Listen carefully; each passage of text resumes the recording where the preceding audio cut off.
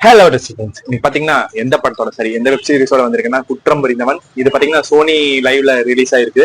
இதுல பாத்தீங்கன்னா Pasupathi sir, Virat sir எல்லாம் நடிச்சிருக்காங்க. இந்த இந்த வெப் சீரிஸோட கதை என்னன்னு பாத்தீங்கன்னா ஒரு மருந்தாளுநருங்க, ஊருக்கெல்லாம் உதவி பண்ணிட்டு இருக்கிற ஆளு, அதாவது வந்து மெடிக்கல் ஹெல்ப் பண்ற ஆளு. அவர் வந்து நைட்டு திருவிழா நைட் வந்து ஜாலியா சரக்கு போட்டுட்டு இருக்காரு. அப்படி இருக்கிற தருணத்துல ஒரு குழந்தைய தூக்கிட்டு அந்த குழந்தைய வந்து பாலியல் வன்கொடுமை பண்ணதா வந்து அவங்க அப்பா வந்து சொல்றாங்க. பாலியல் சீண்டல் பண்ணியிருக்காங்க. அப்படி கொண்டு வர அப்பா கொஞ்ச நேரத்துல இறந்தும் போறாரு.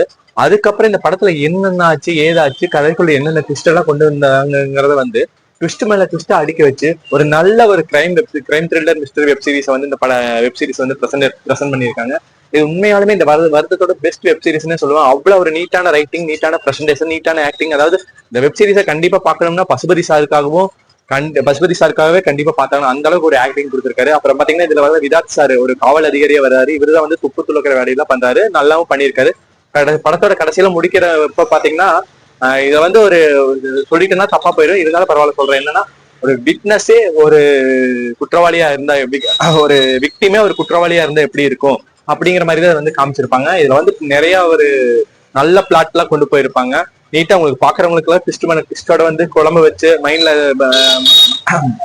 மைண்ட் ப்ளோயிங் கொடுத்து இதை மாதிரி வந்து நீட்டா பிரசன்ட் பண்ணிருப்பாங்க. இந்த வெப் சீரிஸை கண்டிப்பா பார்த்து மகிழுங்க உங்கள் சோனி லைவில்.